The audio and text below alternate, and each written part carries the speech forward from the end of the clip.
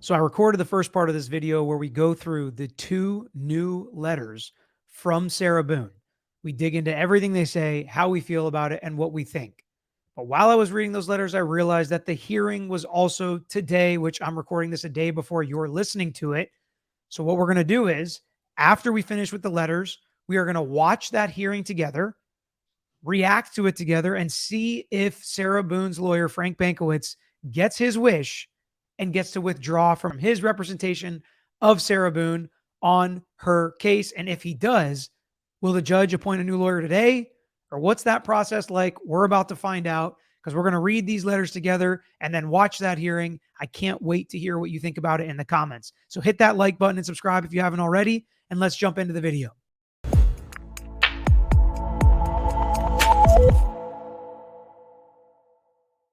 What's up, everybody? We have got some more interesting Sarah Boone letters. 2, actually, this time. And I have not read them. So, as we like to do on this channel, we are going to read them for the very first time together. At least I am. And we're going to get immediate reactions. What's Sarah Boone have to say? What do we think about it? How's this going to affect her case? What do we think is going to happen with the motion to withdraw that is still pending? The second time her attorney is trying to quit, basically, and no longer represent her. We look through his motion that he thinks the only person that's ever going to be able to represent Sarah Boone to a level that she's going to appreciate is herself. So hit that like button if you haven't already. Subscribe to our page. Let me know what you think in the comments as we go so that we can try to follow along with how Sarah Boone thinks and feels at this point regarding her attorney. So this first letter was written on August 26, 2023, 100 days of no communication. I assume she means with her lawyer. We know her lawyer's communicating with the court, filing motions. Sounds like she's still accusing him of not communicating with her. This is addressed to just Judge Wooten at this point. How do you feel about your attorney withdrawing, in quotes, during an attempted video visit by a misrepresented, shifty reporter? This is how I was made aware of my quote unquote attorney. A lot of quotes here from Sarah Boone. Frank Bankowitz, cowardly and for the second time trying to ungracefully bow out of my case. It's a lot there in the first paragraph. We're first paragraph into 2 letters. I think it's over 10 pages completely. And she's already besmirched the name of a reporter and an attorney. Paragraph 1. Mr. Matt Johnson, I assume, is the reporter. Please honor the integrity and ethics of a real reporter, and not one in quotes, and not camouflage yourself as my friend. Again, more quotes. In order to push your way through the rules and regulations of the court or correctional facility. Professional is also an option when scheduling, but clearly does not retain to you. Just don't schedule at all, as I have nothing to report to you or court TV altogether. You're not even a real news channel and only add to the confusion and hysterics wrongfully, illegally, and inappropriately concocted in my case. Do not contact. From my perspective, this is all from her perspective, but am I surprised my attorney is trying to again give up completely? No. Is it a blessing? Yes. Let's be honest. Frank J. Bankowitz is a dud of an attorney. He is unprofessional, hides, lies, and is disrespectful. I had a feeling when other attorneys spoke about him, winced, sighed, or rolled eyes, saying they have some of his clients.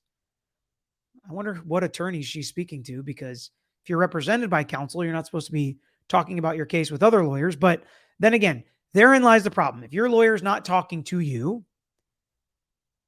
the court system is going to understand why maybe you're seeking other counsel or talking to other lawyers, because the lawyer that's yours won't help you with your case and won't talk to you, if that's true, right? But from the lawyer's perspective, they shouldn't be talking to her about her case. Not to say they are. It can just be kind of inferred based on what she's saying.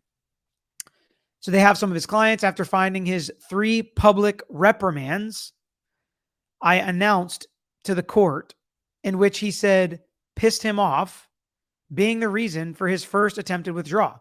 I don't know if I remember that coming out before. Maybe it did, and I didn't hear it. I mean, we knew he had public reprimands, but I didn't know she openly announced them publicly in court. 3 public reprimands, and it pissed him off, and that's why he wanted to leave. Not a great way to start a relationship. Not a great way to get an attorney on your side and wanting to help you and be willing to do his best. So understandable. And for anybody out there that hires an attorney, maybe not, don't throw them under the bus publicly right in the beginning, but it's neither here nor there. Listen, public reprimands are what they are. That's the point. They're public so that future clients know about them, which is why lawyers should follow the rules so they don't get that and that doesn't happen to them. But again, I digress. This was going to be an adventure, but nonetheless hoped for the best. Unfortunately, I seem to have gotten the worst. Thankfully, there are many other professional and scrupulous, valiant attorneys still available. And hopefully, after all my previous letters and 6 withdrawals to date, not by my choice, Judge Wooten, you will remove the blindfold this time when you're throwing your darts of justice. At the remember everyone has constitutional rights and should be treated fairly dartboard. And you wear glasses, so let's go for the bullseye. Please. Thank you in advance for hopefully caring this time. Again, a common theme throughout her letters is like being condescending and rude to judges and lawyers is not something that's going to make them want to help you more. I mean, they want to help her and do the right thing because that's the right thing and that's their job and they swore an oath and they're officers of the court. So that's why they're going to do the right thing. But just subconsciously, all of us know how we feel about people that speak to us this way. And being like, Judge, please, I'm asking you to be fair. That's fine. But then she throws in, unlike last time where you were blind and you must not have had your glasses on and you were just throwing darts and clearly missed the bullseye. Can we actually try this time? It's like throwing that in there. It's not going to build any goodwill. All right. Also, if you are insistent on continuing to be my judge, as revolution is supposed to be every 2 years, I'm going on 4 now, and you've stated to me in your courtroom previously, I have not because I ask not. May you please observe and act independently as a judge and utilize your judicial authority to judicially maintain forward direction of proper, lawful, ethical treatment and respect of the client in any case. Effective communication between all parties, especially the client and the attorney, is being made. Productive, regular progress is being achieved, and all-around fairness of and in every aspect is constant. To me, this is one of the most disrespectful tones of any of her letters, that it's getting to the point where it's like, listen here, relax. But, and this is the problem, when you do it with this tone in this way, and you have all these different kind of gripes, and you throw the court TV stuff in there, and none of this is my fault, you start to lose the legitimacy of the claims you have that may be legitimate, like my lawyer's not talking to me. I can't prepare my case. I can't have effective assistance of counsel if my lawyer won't talk to me. That's a legitimate gripe. But some of her other petulance toward the judge, I feel like, is watering it down. Aren't you tired of getting my letters? So again, the judge can infer that this is why she's writing the letters, just to kind of grind him down and beat him down into submission, which doesn't bode well for her when you think about the charges levied against her and the fact that she is claiming to, I'll just say, she's claiming to be a battered spouse in a situation where she was in fear for her life of what her fiance was going to do to her. And maybe the jury will see these letters. I don't think they're relevant to the case, so I don't think they'll happen unless she says something specifically in them. But just for the public viewing them, doesn't line up with a battered spouse syndrome, in my opinion. Not to say that no battered spouse could get frustrated or write letters like this, but for your average person, I don't think this necessarily fits into what you'd expect in the diagnosis or action. Aren't you tired of getting my letters, always asking about the same questions, concerns, and drab information? Please do not ignore and avoid what I have to say any longer, as I'm sure the taxpayers are unapproving of their tax dollars, mine too, being wasted for all my attorneys. You keep blundering. So now it's the judge's fault. It took almost 14 months before my I told you so moment with Bankowitz and all my other attorneys, 42 months total. Some people would call that a self-fulfilling prophecy, I think. Please also see, finally, the absolute unfairness, fabrications, impediments, illegalities, and dysfunction ongoing in my case, and how truly, unmistakably ransacked by the justice system and perverted by the whole world my entire case has been and become. Add yourself also to the mayhem, hype, and added difficulties. Again, hey, don't you want to help me? It's your fault all this is going wrong, and you're making this case so unfair and illegal in the same paragraph. I have an unfair opportunity in everything with all the predisposed, non permissive, illegally distributed, case altering, sensitive information and details spread globally for everyone's viewing except me. My hand is known before the cards are even out of the box. There's not a bell anywhere that hasn't already been rung for all to hear. Seeds have been planted, all illegally and unfairly. For the monumental amount of time allowing the world to abuse and devastate my private case information, lack of proper orders, not having an appropriate attorney, and non-existent security and protection of any kind for all said information becoming so easily accessible, mutated, and shared without my permission and before my trial, it is unfair and unlawful that a heavily prejudiced, ignorant, incorrect prejudgment has been made as a result. This could have been stopped, lessened, or averted if someone was doing their job correctly. I'm still doing mine by telling you so. I am not wrong. So I will say, one of the other interesting things is if you have a good lawyer who cares about your rights and they discuss this with you, at least they can try to file some kind of gag order, motion for protective order to try to block some of this stuff, try to remove cameras from the courtroom if their client really believes that it's creating an unfair trial or impossibility for them to find a fair jury pool, an unbiased jury pool. He can at least try to do that. Now in Florida, we take our sunshine laws very seriously, and public record is public record. And that is a sword that cuts both ways. But I would be surprised if any major gag order was placed on a case like this. No, still, I believe it all depends on how much money, notoriety, and benefits anyone and everyone can get for themselves.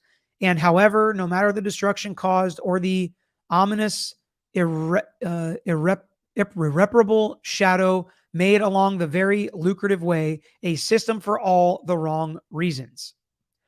As for Bankowitz and his quote unquote irreconcilable differences, this means because I asked again about his phantom phone numbers and any progress occurring since not speaking to him for months.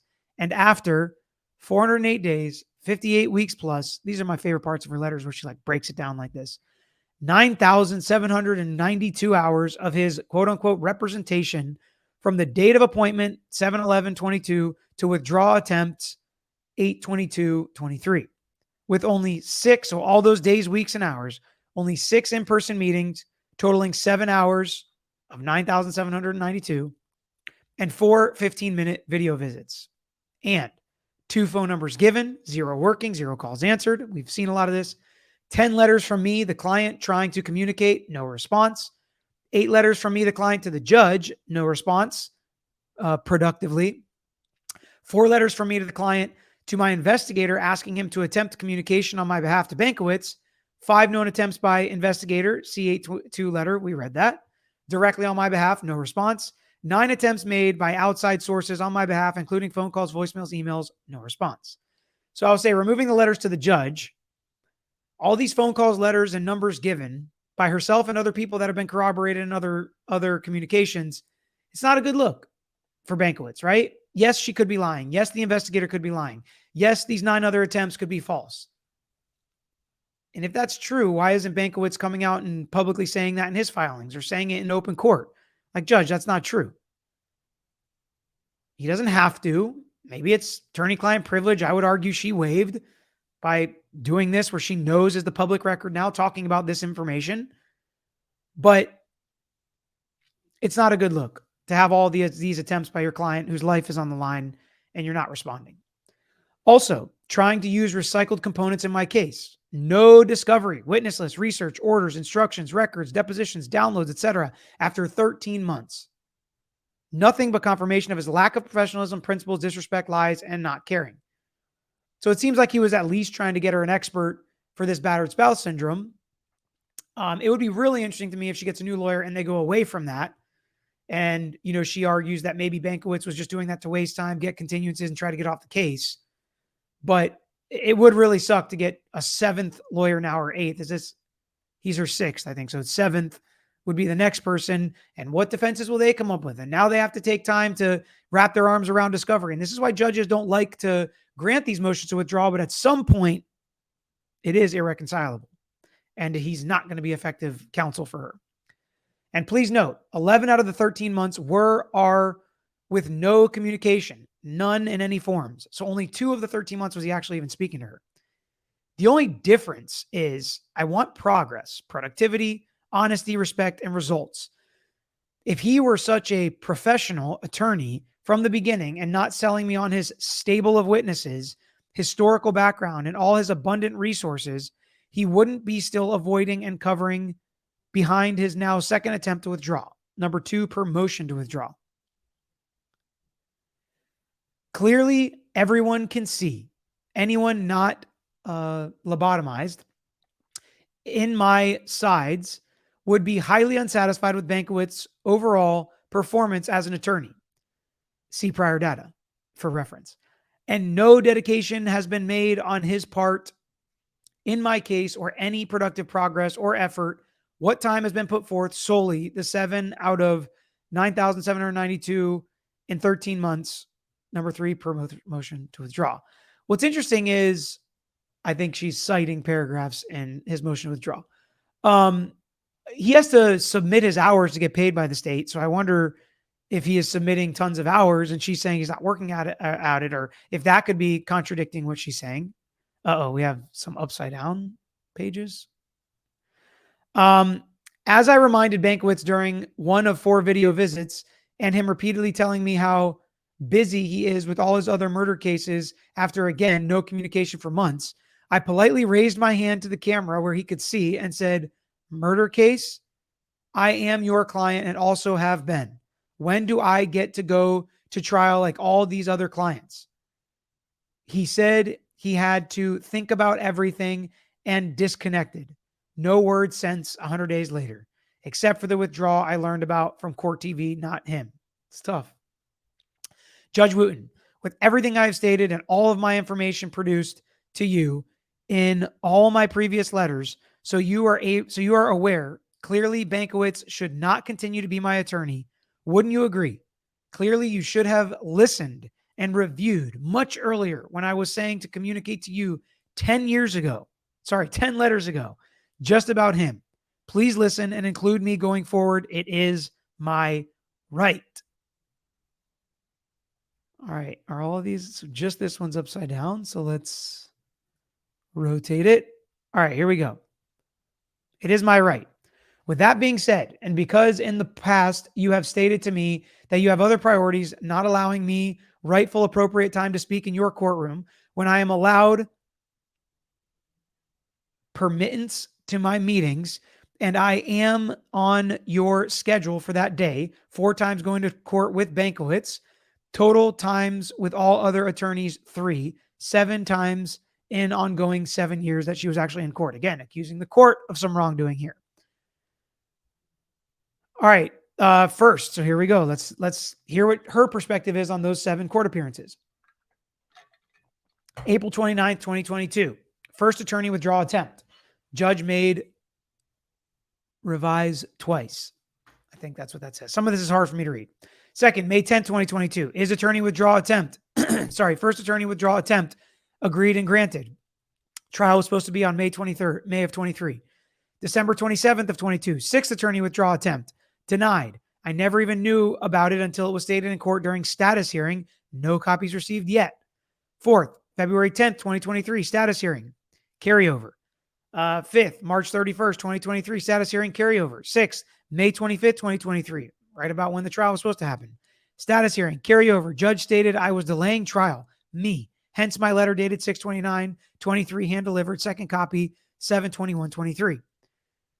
Seventh and final court hearing she was at, July 21st, 2023. We watched a couple of these together. Status hearing, carryover. Judge stated he has other priorities for the day when I was trying to address the court. So again, this to me because we saw some of these hearings, is a bit of a misrepresentation. The judge did not blow her off. The judge was not rude. But when these hearings are set for 5 or 15 minutes, they don't include the defendant speaking in open court to the judge, especially because the defendant has a Fifth Amendment right to remain silent. So it's not unusual for a judge not to have a very long back and forth with the client. But I do think the judge needs to take seriously the attorney problems here. And I think that Sarah Boone is right and has her finger on the pulse explaining what the issue is and why she's had so many attorneys, because any appellate court or anybody that just looks at this and says, oh, 7 attorneys, it's got to be a client problem. Well, some of it probably is, but I don't know if all of it is her fault. And that's really what it comes down to. And is this giving her legitimate appellate issues, regardless of who tries the case and when?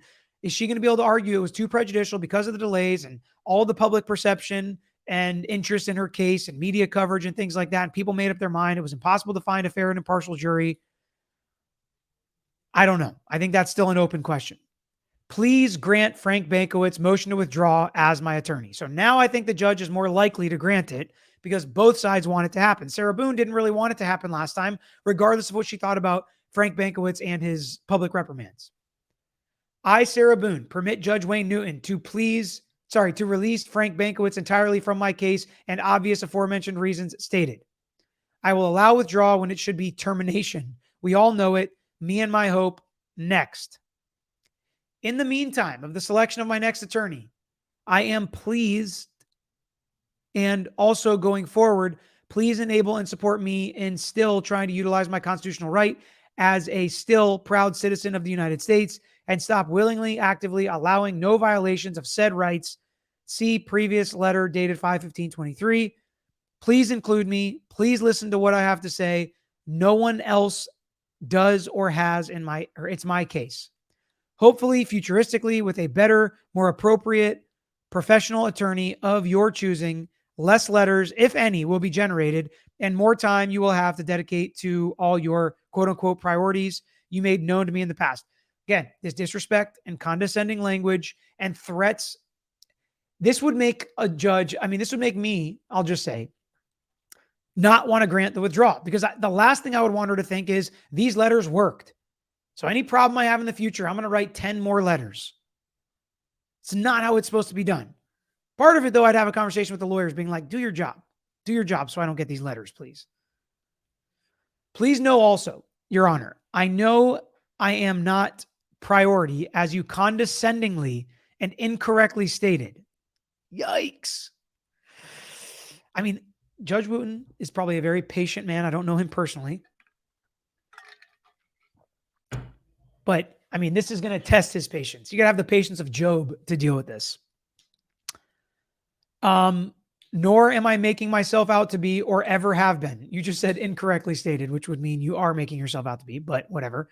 In anything in my entire life. I am a client to my attorney, now 7th and all prior, an inmate to the county jail, and criminal case for your righteous judgment still. Clearly, after yet another letter from me and another withdrawal, not by my choice, and 42 uneventful months later, still looking for the starting line and 7 times more, nothing has been made a priority. Please help Bankowitz wipe the sweat from his brow and inform him he can stop the self-sabotage. He is no longer my attorney. Amen. My perseverance is real, so is my truth. I can't wait to meet the bullseye. Court-appointed, audacious gratitude, Sarah Boone. By the way, just in case anybody's wondering, judges don't appoint lawyers they know are bad or think are going to do bad on the case.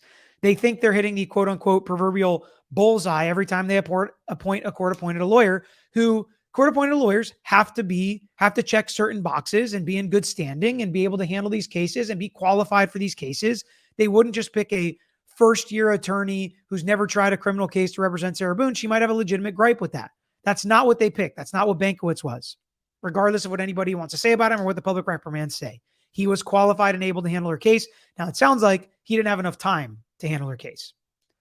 Important. Please send me a copy of this letter as the court used to consistency, ? Come on, guys, do better. From Sarah Boone. So I have receipt and know it was received and hopefully read. I do not have the resources being in jail still to make this needed copy myself, nor the pen ink to rewrite. Hopefully, my next letter will be less involved from all the necessary remedies being made. Also, my attorney is really an attorney. Thank you in advance for the copy, 10 pages, your caring and precious time. I will look for in the mail once the copy has been mailed. Again, so grateful, Sarah Boone. We have 8 pages. She said 10, but whew, that's just letter number 1. We still have an entire second letter that she wrote 4 days later. That one was August 26th. This one is August 30th. So, ladies and gents, let's jump right in to letter number 2 from Sarah Boone. Again, to Judge Newton. Actually, this one's addressed to all of us. Clerk of Courts, Judge Newton, anyone. So confused. So tired of the perpetual question marks over my head. As usual, thanks to the ongoing convolution of everything from no communication, no system, not including me and no care. And I can't ask my attorney because he's trying to withdraw again. I wouldn't get a response anyway. It's funny how the only piece of correspondence via mail I have actively received from Bankowitz is his motion to withdraw as counsel. Judge Wooten, please clarify my requested information as follows, so I, the defendant in my case, can prepare and plan accordingly. See letter dated 6/29, hand delivered, second copy 7/21. What's going on? This information in question is all I have from an outside source looking on the clerk's website to keep me updated since no one else will. I've tried to dilute some of the question marks, but need you, Judge Wooten, to help me get it correct and begin my preparation. Sounds like she's preparing herself. Is this an indication she's going to represent herself? I don't think so, but I think she's just fed up and she wants the documents. And I think it's sad that somebody on the outside has to be looking at the docket and giving her this stuff and not her attorney. This is what your attorney's for. So I do feel bad about this, regardless of how horribly she presents herself in these letters and how frustrating it would be to listen to her or represent her, I'm sure, with how condescending and disrespectful she is. I do still think everybody, even the worst of the worst people, deserve a fair defense. They deserve to know the charges against them, the witnesses. They have the right to confront those witnesses and documents that people are going to use to prove that they committed some crime, and they deserve competent legal counsel. I will always believe that. There's nothing anybody can do or say that would make me think otherwise. Please clarify and send copies for filed July 21st, 2023. Title, notice of hearing. 4, pretrial conference. When? September 8th. Defendant received copy. Yes, from the court. Is defendant attending? Unknown. Why didn't I receive a copy from my attorney? So that's the other part, is the service and receiving a copy can go to her lawyer and it says, yes, the defendant received the copy, but not if the lawyer never gives her a copy. Is defendant attending? Unknown. That's frustrating to me. Like if I was representing her, I'd say, Judge, from now on, she's made it clear she wants to attend every hearing. So the answer just always needs to be yes for that. Is she attending? Yes, because they've got to coordinate getting her to the courtroom. So if it's unknown and the pretrial happens and she's not there, it's because they never set up to transport her over there. And that would be frustrating to me if I'm Sarah Boone, because she couldn't make, I know I have nothing to do with her case and I know she wants to attend. I don't even have to ask her. I know she wants to attend. Another filing on July 26th, notice of ex parte. Notice of ex parte is the title. September 8th at 9 a.m.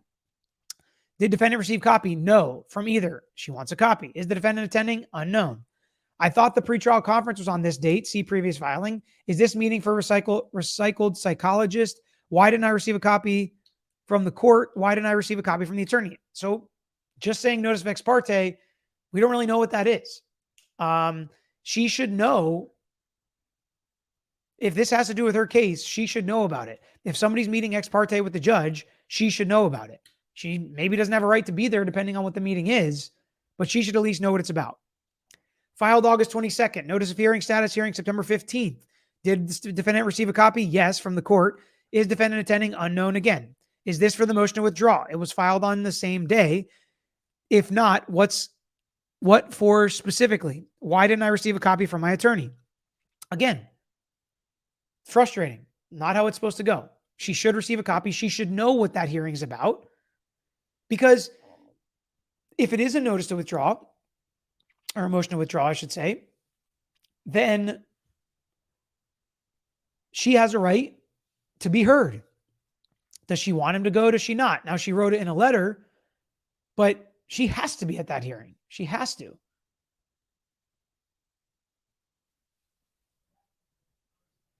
All right.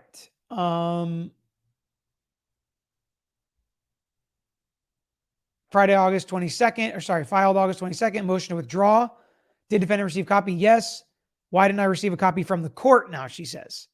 So wait a second. Why? So maybe she's using semantics. Maybe she is receiving a copy from the court, but not from her attorney. Maybe that's what that means. No from either. Yes from court, but not from her attorney. Okay. So she's using semantics. So she does have it. She's just complaining that she's not getting one from the court and from her attorney. I feel less bad about that. Notice of hearing, motion to withdraw. Does defendant want to attend? Unknown. Obviously, she wants to attend. And this was all on September 8th, 9 a.m., which is today. And it's after 9 a.m. So maybe I'll check and see if that hearing is up online. 2 meetings are already scheduled on this day. See previous filings. What is correctly happening? This was filed the same day as attorney's motion to withdraw. Why didn't I receive a copy of this from him also? Why didn't the court send a copy with the status hearing? Notice filed the same day as the motion to withdraw. Which date is correct for the actual motion to withdraw? Fair question. Again, what is going on and when? I rarely am included on/in the certificate of service for any document filed or anything else. It should be an automatic inclusion. Please send revised and or all correct copies of the aforementioned documents so I have for my records, and is the only way I know, unless able to find an outside source. Again, receiving copies of notifications, update schedules, everything to all my meetings, conferences should be automatic. So I know it is my right. Please include. Finally, am I really the only one who is trying to figure anything out for and about my case to finally conclude? Shouldn't I, the defendant of all parties in my case, be included overall and receive necessary needed copies? Please clarify everything. Sarah Boone. So yes, she should be getting copies of everything. There is no doubt about that. Now, whether she has to get them from the judge and her lawyer, or if it's good enough that she gets it from just her lawyer or from just the court, that's probably not the best argument. Those are the new Sarah Boone letters. Please, I can't wait to hear what you think in the comments. My overall thoughts are she has some legitimate gripes, but they are starting to get lost in the verbose way she decides to be disrespectful and condescending to the court and the people she is asking for help from. You catch a lot more bees with honey than with vinegar, I believe is the phrase, and she is not taking that approach. So I don't expect people to really be bending over backwards to help her. I do expect her attorney to be let off the case, and we get a brand new 7th attorney that comes on and tries his or her hand at representing Sarah Boone. I do not think she's going to represent herself, but let me know in the comments if you disagree. All right, so let's get to the hearing, which was held on September 8th in the morning, which was the motion to withdraw and to determine whether she's going to get funding for the experts she needs for the battered spouse syndrome and how all of that works together in cases like this. And we'll kick it down to normal speed. Check. Eric, can you confirm that you hear me now? The closed captions do not work. Perfect. All right, Judge, you're all set. Right. For those of you appearing virtually, my apologies. We've been troubleshooting a system problem this morning. It appears that we have now resolved that. Let's go ahead and call up the Boone case. State of Florida versus Sarah Boone, 2020, CF 2603, state. Dave Cacciatore on behalf of the state. Frank Bancourt. Please raise your right hand. Do you solemnly swear or affirm that the testimony you shall give should be the truth, the whole truth, and nothing but the truth, so help you God? Yes. Can I have JAC announce themselves as well? Yes, Audrey Moore for JAC. All right. So we have multiple matters scheduled this morning. one of which is Mr. Bankwitz's motion to withdraw. My reading of the law is I feel like I have to address that motion first and rule on that before I can address any other motions that would be heard today. So exactly what we just talked about reading the letters. If he does grant this motion withdraw, the new lawyers might not want this expert. They may want a cheaper expert or a different expert or to abandon this defense altogether. So we're not going to waste our time and money giving this expert money, having them do work if the new lawyer doesn't think that that's a plausible defense or a defense that makes sense or fits this case. That's why changing lawyers is so hard. They basically have to start over, go through everything again, determine what defenses they're going to use, then ask the court for this money again and have to reset all of this if the court lets Frank Bankowitz out and lets him withdraw from representing Sarah Boone.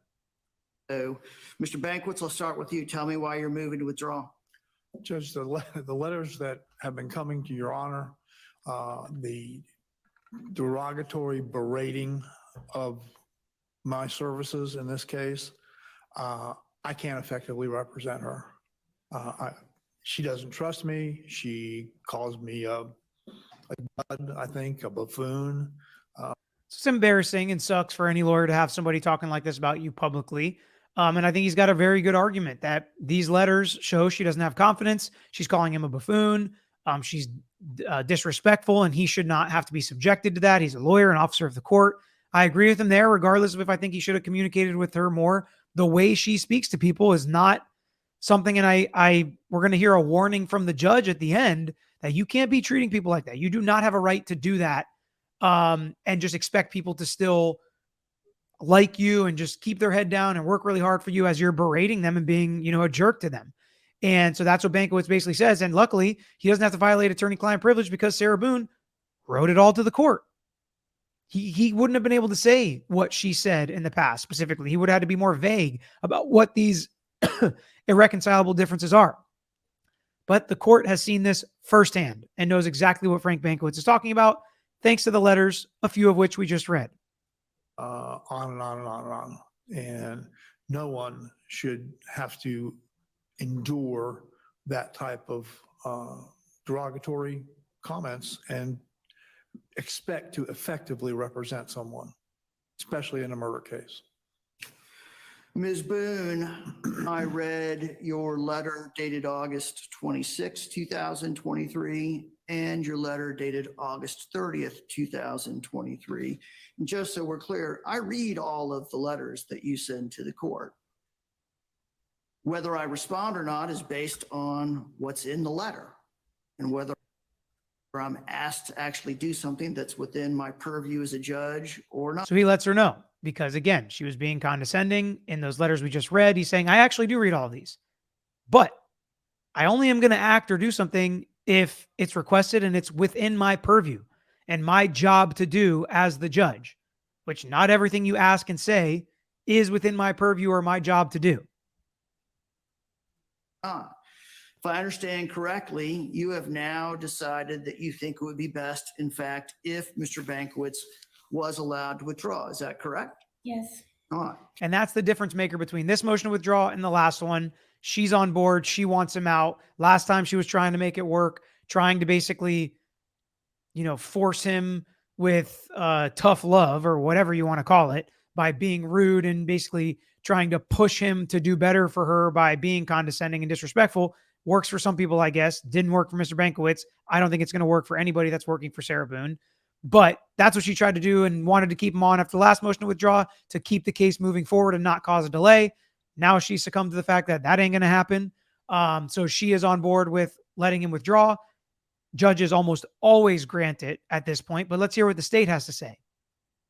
And you understand, by him withdrawing, I'll have to appoint another attorney. Do you understand that? Do.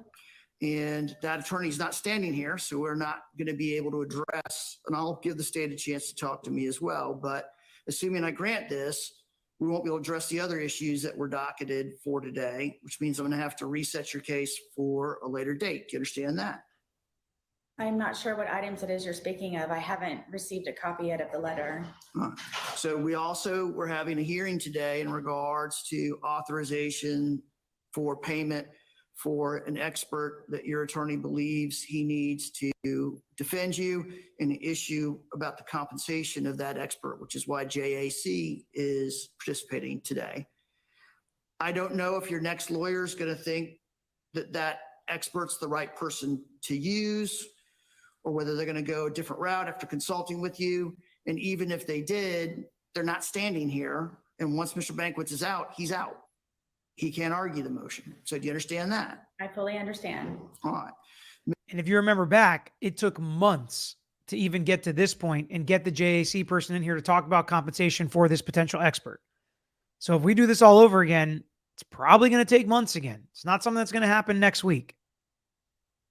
Mr. Cacciatore, normally the state takes no position in these issues, but there are limited circumstances when the state doesn't take a position. So are you taking a position on this motion withdrawal, Mr. Cacciatore? No, this would be one of those times where we would be not taking a position. All right. That is the most common position the state takes when there's a motion to withdraw and there's some beef between the criminal defendant and the criminal defense lawyer. So that's what they do here. They have no position. We've got nothing to say, Judge. They see all these letters too. So I'm going to grant Mr. Banquets' motion to withdraw. I'm going to appoint my list, Attorney Winston Hobson to represent Ms. Boone. I looked up Winston Hobson. I do not know him. It says he's a criminal defense attorney, been licensed in Florida for over 20 years, went to Drake University College of Law. So that's basically all I know about him, and he's in Orlando. I don't know if he's a public defender or private court-appointed lawyer. It doesn't seem like he's a public defender, but it was just a quick Google search. I couldn't really find an office or anything like that, an AOL email address. So I don't really know, but it's not Frank Banquet. So hopefully Sarah Boone will be happy about that, and hopefully they'll be able to work together better so this case can actually go to trial at some point before the world ends. In regards to the other matters scheduled today, I'm going to take no action on them at this time until Mr. Hobson can, well, in regards to the motion involving JAC, I'm simply going to take no action on that motion at this point in time until Mr. Hobson has a chance to review it and determine whether he wants to proceed with that motion. I will address the pretrial because today was also supposed to be pretrial. Here's what we'll do. Let me just get my calendar up. So we're about to get new trial date, new pretrial date, new status conference date, because, this trial was supposed to be happening once again sometime soon. It was supposed to happen in May, supposed to happen before that, supposed to happen sometime soon this year. And now we're going to kick it out again. How far is the question? And before we hear this, if you haven't watched the hearing yet, if you knew that a brand new attorney number 7, had to come on the case, figure out the discovery, figure out what they don't have, which if you ask Sarah Boone is like everything, figure out if they need this expert, if they do have this hearing again, how long do you think it's going to take before this guy is ready to prep and have this trial and be effective in representing Sarah Boone in this trial? Write how many months or years you think in the comments now before we hear what the judge actually sets this trial date for.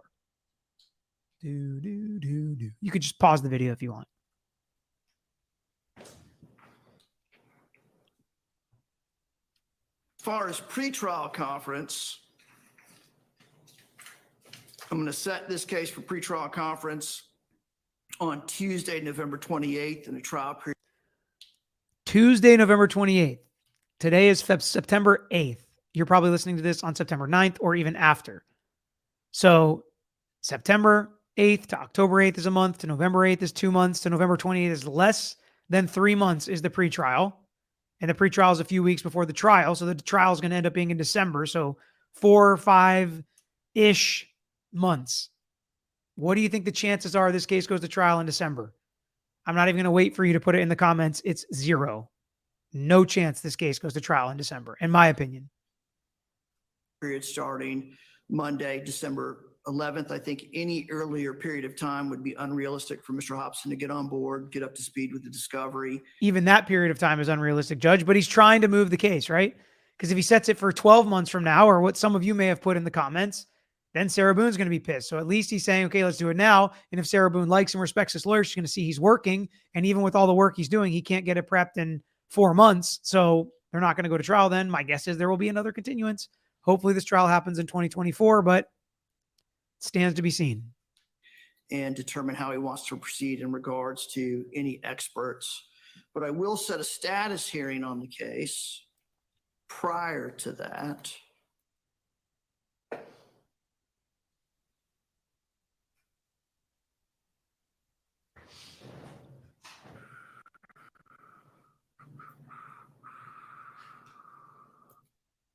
This is a status to see what's been done, what needs to be done, if he's going to ask for a continuance.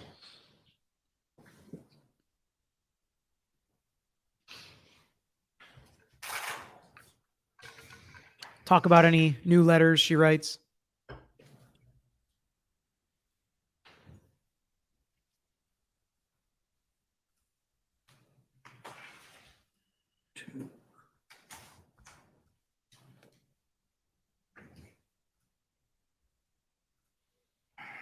Yeah, it's tough, and he knows it.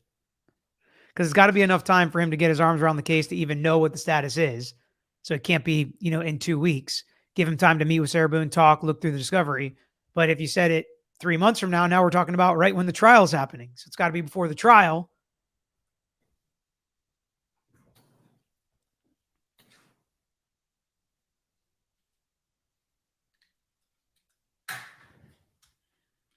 I'll set a status hearing on the case Monday, October 30th. So that's almost 2 months. It's just a little less than 2 months from now.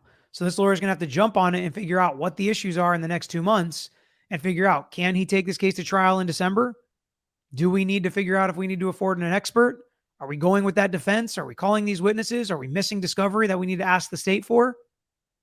So he's got a little less than 2 months to figure that out. My guess is on October 30th, he's going to ask for a continuance. But we're a long way from there. Maybe I'm wrong. Maybe he'll be able to get all this done in that time period. But now, if you've started to fade away a little bit, perk your ears up, because Judge Wooten is going to give a stern warning to Sarah Boone about lawyer number 7 and how this may affect her going forward, and that it's not just going to be an unlimited amount of attorneys that he assigns her until she finds one she likes. 2023 at 10 a.m. That'll be for the purpose of making sure that Mr. Hobson's on board, some sense of where he thinks things are, how realistic he thinks the November pretrial is, any other matters I need to address with him at that time. Or unrealistic. Now, Ms. Boone, in just a minute, they're going to take you back to the Orange County Jail. I'm going to suggest that you talk to Mr. Hobson about the various other issues you raised in your letter dated August 30th, 2023. One other thing I want to talk to you about, we had this conversation once in the past.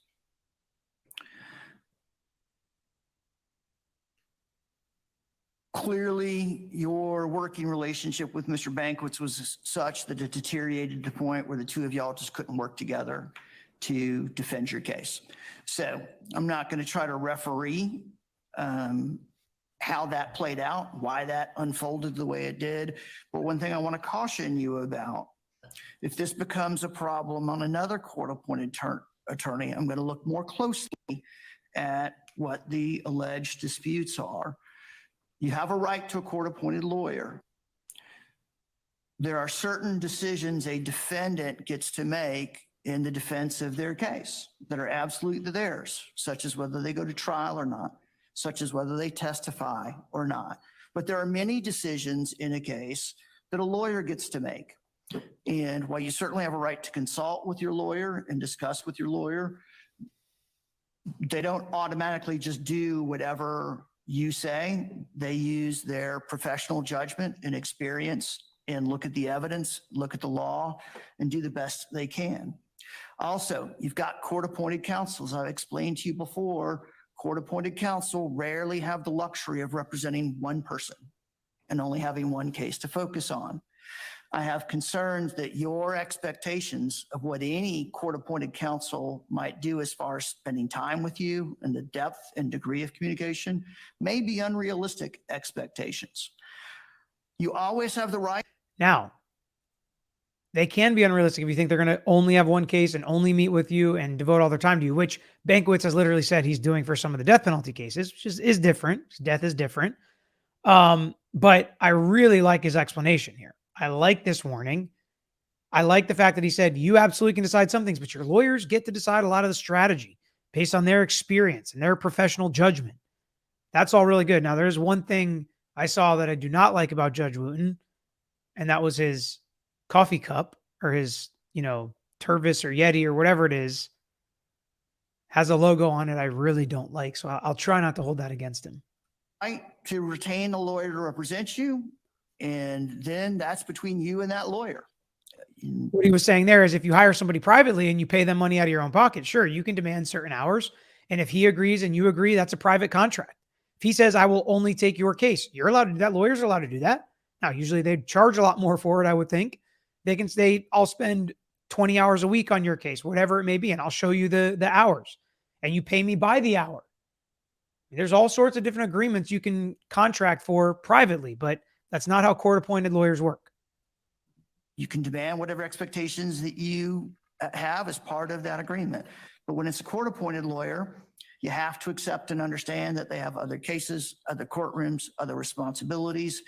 And I'm cognizant of that when I'm addressing these types of issues about communication. So that's just food for thought, nothing to do today. I don't need a response from you. I just wanted to make sure you were aware of that and were thinking about that as we proceeded forward.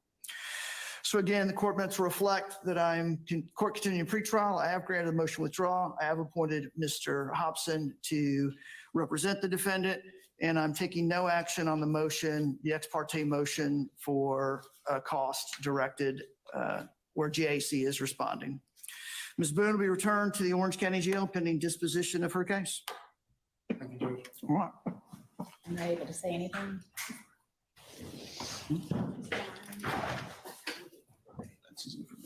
I think she said, do I get to say anything? The answer was, I guess, no. I'm not positive what that interaction is, but you better believe we're probably going to hear about that in a future letter.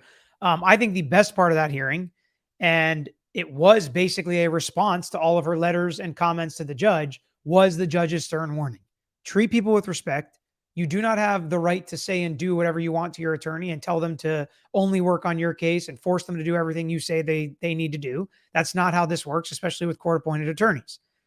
They are going to provide you with effective assistance of counsel. They will do their best for you, but you will not be their only client. And I also like how Judge Wooten only basically is going to hold her relationship with Attorney Bankowitz against her in the future if this continues. He didn't say anything about the previous 6 lawyers. So maybe her letters worked, or maybe Judge Wooten is just trying to give her the benefit of the doubt, saying, okay, those 5 lawyers were different, but we know about your relationship with Bankowitz. We know how you treated him. We know how that ended up becoming irreconcilable differences. If this happens again in the future, we're going to dig in and see if you're actually at fault for these delays and these blowups and these motions to withdraw. And if so, that could affect your ability to continue to have court-appointed counsel. So those are going to be all things that we discuss in the future. Not something we want to do, not something that happens very often, if at all, in cases, because again, we want to protect the rights of criminal defendants. And one of the most important rights is to effective assistance of counsel to represent them in trials and in cases. But it was a stern warning. I appreciated it. I liked listening to it. Hopefully you guys did too and learned and understood that's what judges are supposed to do in his situation. I thought he handled it beautifully, and we will continue to follow this case and continue to see, will this case ever go to trial? How's the new lawyer going to handle it? Does he agree with the battered spouse defense? Is he going to, actually work on the case and satisfy Sarah Boone, or will she continue to be dissatisfied with the system and the attorneys representing her? And that's all we've got for this video. So thanks for joining me. Hit that like button if you haven't already, and subscribe for all things Sarah Boone in the future. Hit that reminder bell because we randomly do these videos when stuff pops up. It's not always the same day or time. And as always, I would be remiss if I didn't shout out Lori McGee, who is always providing me with the latest going on in Sarah Boone stuff. And she's the best. So thank you, Lori, for that. And for always just sounding so happy in your emails, which is always something I love. I love when people it's like when people smile when they talk. It's like they sound happy in emails, and Lori is one of those people. So that's all I've got today. Until next time, I'm out of here. Thanks for watching another episode of The Lawyer You Know. If you enjoyed the episode, please hit the thumbs up and share with your friends who may be interested here on YouTube. And don't forget to subscribe. You can also follow us on Instagram, Twitter, Facebook, and TikTok at Tragos Law is our handle. And don't forget to listen to the Lawyer You Know podcast featuring new episodes every week. If you have a case you want to talk to us about, if it's a personal injury case, wrongful death, catastrophic injury, car accident, or slip and fall case, please email us at lawyeryouknow@gmail.com. And of course, all these links I just mentioned are included in the description below on this episode and every episode. So until next time, this is Peter Tragos, the lawyer you know.